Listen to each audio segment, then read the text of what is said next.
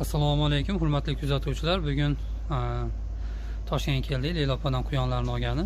Albatta ishqibozlik masofa tanlamaydigan 400 km bosib keldik Andijondan. 10 ga yaqin quyonlarni oldik. 4 oylik, 3 oylik, 45 kunlik qilib. Buni ham qisqacha videosini qo'yib o'taman. Bir qator sizlarga Leylopam o'zidan video ulashgani keldik. YouTube kanalimiz uchun maxsus.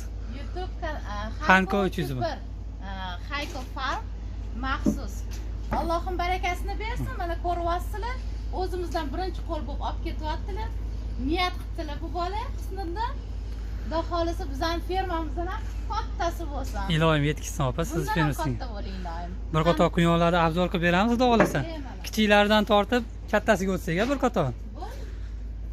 33 kunlik deganlari ham nihoyatda chiroyli, katta ekan. 33 kunlik emas, biri o'sha 40 kunlik bo'lib qoldi. 40 kunlik. 40 kunlik. Ko'rishinglar mumkin, oppoqqina hammasidan. Hozir men 50 kunliklarni oldim. Ha, siz kattarog'ini oldingiz. 50 kunligini oldik. Hamma joy mana quyon bolalar yotibdi, ko'rishinglar mumkin. Quyonda baraka bormi deb ko'pchilik so'raydi. Birinchi o'rinda yaxshi niyat ekan, yaxshi niyat qilsangiz o'zidan ko'payaveradi ekan. Odam o'zi yaxshi niyat qilsa, bu yoq ko'payib ketaveradi. Avvalo ishqibozchilik ekan. Ishqiboz bo'lmasa, olib borib 10 tani berib qo'ysa ham ko'paytira olmaydi. Endi ishqiboz bo'lsa, misol kimdir quyon, kimdir qo'y. Bu yoq tomon ham Mana bu tomonni ham ko'ryapsizlar. Quyonlar bolalayapti. To'lib yotibdi quyonlar mana. Ko'z tegmasin. Andijon qatiga, Andijon shahariga, Asakaga. Asakaga ketyapti, xudo xolasa.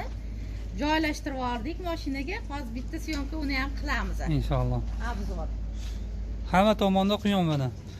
Quyon kattasi qancha razmer bo'lishi kerak dedi. Kecha kuni bittasiga 40 ga 90 desam, quyon uchun kichkina dedi. Bu shunaqa ferma yo'nalishli quyon. Kimlardir 2 metrga 1 metr qilib beradi-yu.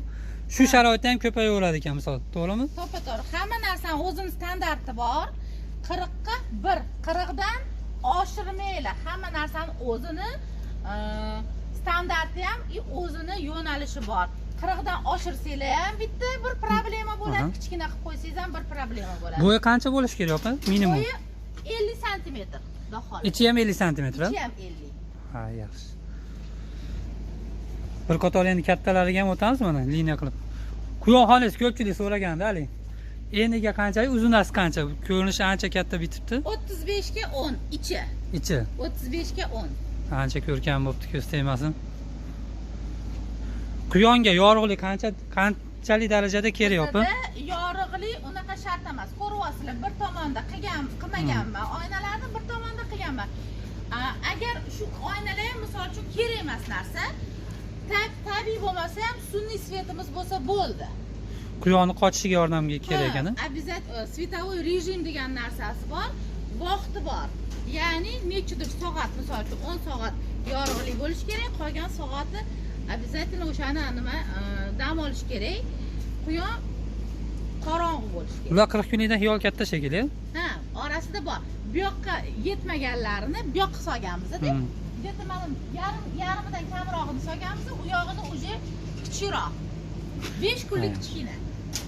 Shunda hozir bir boshini hisoblaganingizda nechta xona hisobini oldingiz, sig'dingiz? Hech sanadingizmi?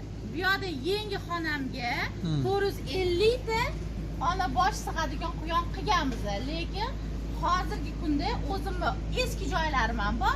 Bularni hozircha mayda quyonlarga ham ishlatyapmiz. Bu yog'iga xudo poshsho, yana stroyka boshlab qolishimizga hech gap emas. Hozir 30 metr desak 40 santimetrdan hisoblaganingizda ham 70 ga yaqin katay bor ekanda uzunasiga. 75 tadan. 75 tadan to'g'ri kelyaptimi? 450 ta. 450 ta. Alloh barakasini bersin. Ko'pchilik ventilyatsiyani so'raydi, mana qancha katta joy tashab ketgan. Havo almashtirish. Yozgi variantga. Yozda xudo xolisi qo'yamiz, ventilyatorimiz tayyor, uje issiq boshlanyapti, ko'ryapsizlar. Ha, issiq. Birdaniga issiq keladi shekilli buyilami?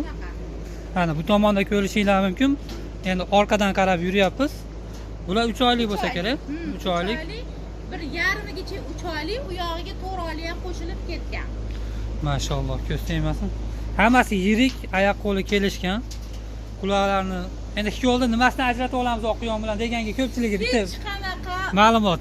Ko'rinishidan hech qanaqa ajrata olmaysizlar, hech qanaqa. Faqat boqish jarayonida o'zini faktorlari bor, ya'ni tez ko'payadi, tez katta bo'ladi, fazilatlari bordi. O'shanda faqat farqli olasizlar. Vaznda aytilgan muddatda qilish kerak ekanda, ko'proq. Lekin vaznni ham o'zini muddatida bo'lish kerak. Uni ham bitta anaqasi borda. Agar o'zini yemida boqilsa, siz boshqa oddiy yemda aralashmada boqsangiz, unaqa vazn bermaydi. Kikol bo'lsa ham, flandr bo'lsa ham, boshqa bo'lsa ham. O'zini paroda, ya'ni yaxshi parodasi bo'lishi kerak, plus yaxshi yem. O'sha ikkalasi qo'shilganda ishlaydi bu narsa. Aytilgan sharoitni qilib berish kerak ekanda, bunday qilib aytganda. Pulni cho'nchaga solishimiz uchun sharoit qilib berishimiz shart. To'g'ri. Mana to'liq ko'rishinglar mumkin. Mana bir boshdan u boshini ko'ryapmiz. Videoda to'liq sig'dirishda o'zi bir qiyin ekan uzunligi. Men 5 ga 8 joyim katta deb yuribman ekan. Quyonxona mana shunaqa bo'ladi. Endi nasib bizni ham niyatimiz bor. Asosiysi yer bor, xom ashyo bor. Qani hozir 10 ta quyon olyapmiz, o'zimizni quyonlarimizdan bir 50 dan oshdi. Shularda agar ena boshini 50 taga olib chiqib olsam bo'lyapman. Sizga o'xshab bitta katta boks qilaman xudo xolasa. Mana siz boshlayotgan paytingizda mana shunaqa dedim. 50 ta qilsam bo'ldi, yetadi, to'xtayman dedim. Keyin bir 100 taga chiqdi. Xudo xolasa hozirgi paytda уже 1000 ta qilaman, ona bosh degan niyat bor. Hammasi niyatga bog'liq. Niyatingiz yaxshi bo'lsa, bu yog'iga o'sib ketadi. Shunaqa. Buni birinchi qiziqqanim men opoligi bo'ldi. Keyin go'shiga, immunitetiga qiziqdim. Birinchi o'rinda nima ya? Hammamiz oilamizda misol farzand katta qilyapmiz. Keyin ota-onamiz bor. 25 dan 40 yoshgacha odam kasal bo'lish qiyin. Hali sog'lom bo'ladi nisbatan. Endi ko'proq yoshlarga immunitet ekan bu. Yangi tug'ilgan misol 10 oydan boshlab boringki 3-4 yoshgacha bolaga bersangiz, baquvvatroq katta bo'lar ekan. Keyin yosh katta misol 50 bu yoqda. Ko'pchilik mana hozir ko'ryapmiz. Immunitet yetishmaydi. Yo bo'lmasa sahar kasali bor, davleniya bor. Ayniqsa davleniya. Shu narsada parhezning ham immunitetni ko'taradi, ham tez hazm bo'ladi deb o'ylayman.